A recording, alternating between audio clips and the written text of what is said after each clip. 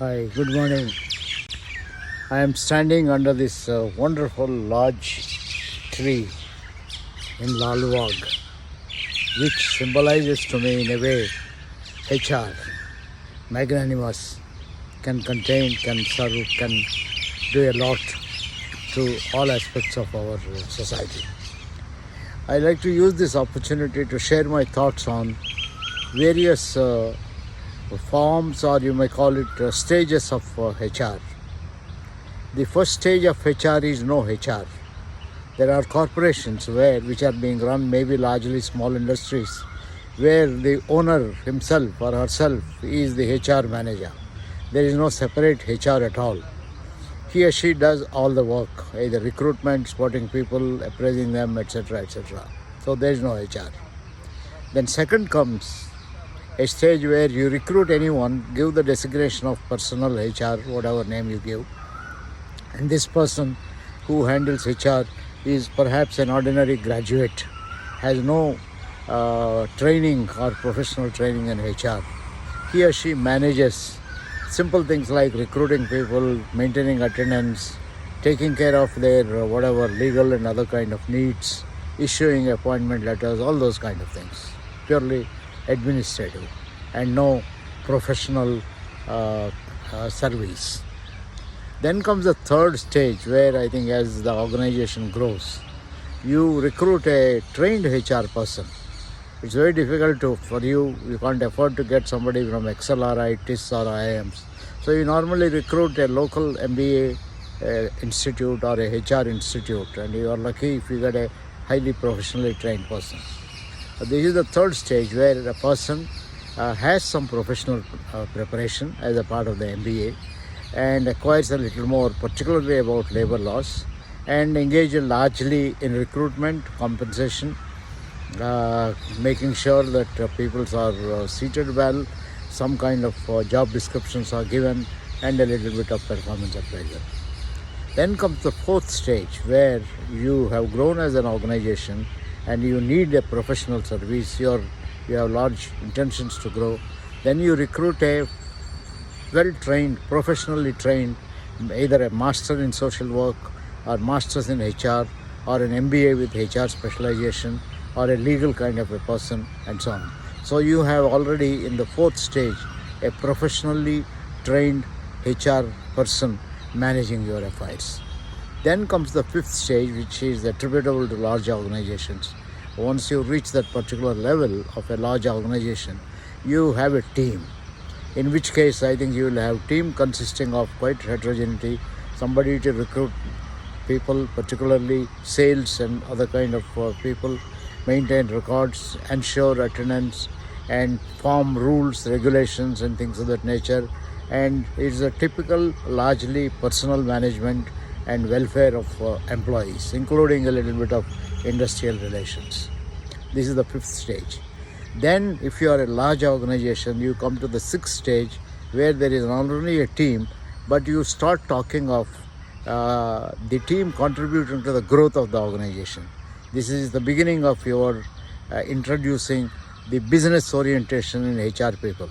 You talk of things like strategic HR business partner, and also talk in terms of getting the person to participate in some of the discussions and so on.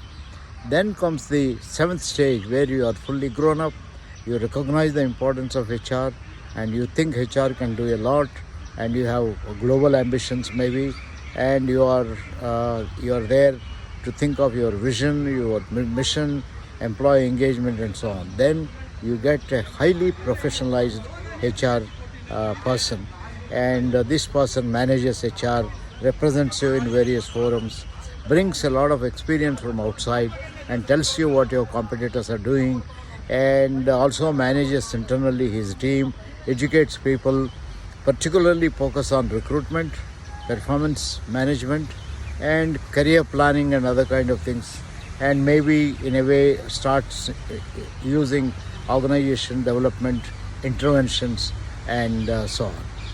Then stage 8 is a highly mature stage where you recognize, you start giving a seat at the table, you make the HR person one of the directors or one of the top level managers, and then you start involving this person and you start getting this person involved in financial matters, in quality issues, in marketing issues, and expansion issues everywhere. So this is at this 8th stage, you have a HR person who becomes a integrated part of the business, and he or she is a business partner. Of course, there is a 9th stage which is highly evolved, where I think HR outgrows its own business orientation and HR becomes a friend, philosopher, guide not only of your business, of the profession around, of the professions all around, and he is a global person. He is no more limited to HR. That is the time when he starts talking of HR as a philosophy, HR as a way of life, HR as a culture building tool, HR for multiple stakeholders. He focuses now on HR for customers, HR for the shareholders, HR for the owners. Of course, he will never forget HR for employees. He continues to be HR champion.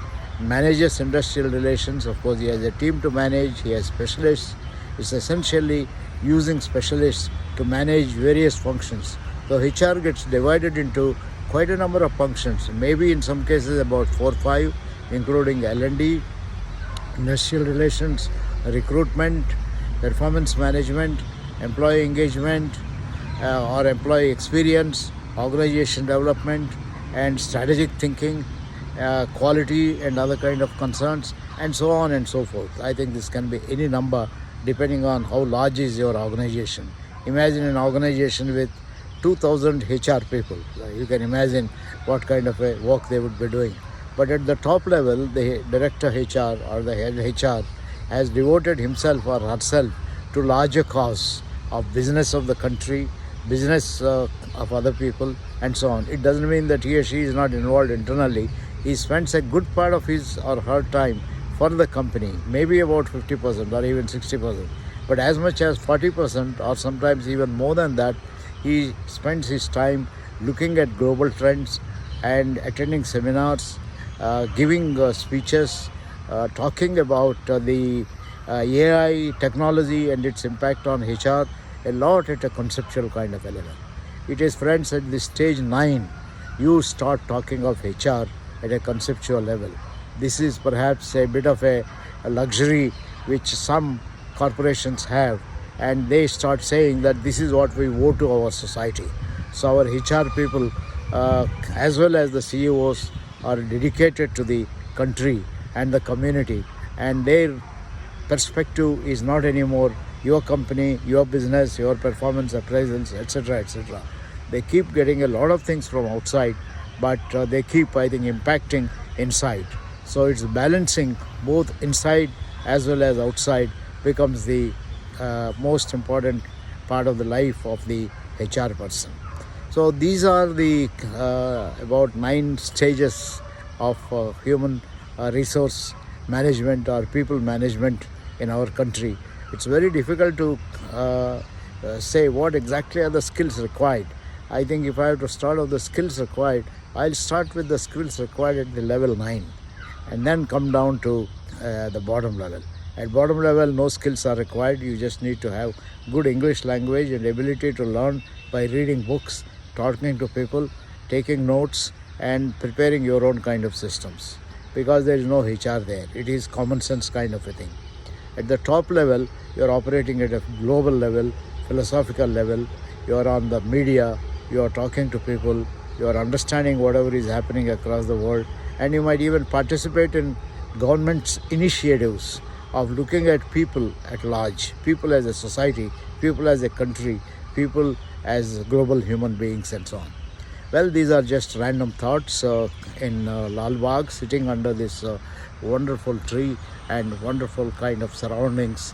I think this is the time to think and reflect about this great HR, particularly for 20th May, when many people are going to celebrate HR Day. All the best for a great HR.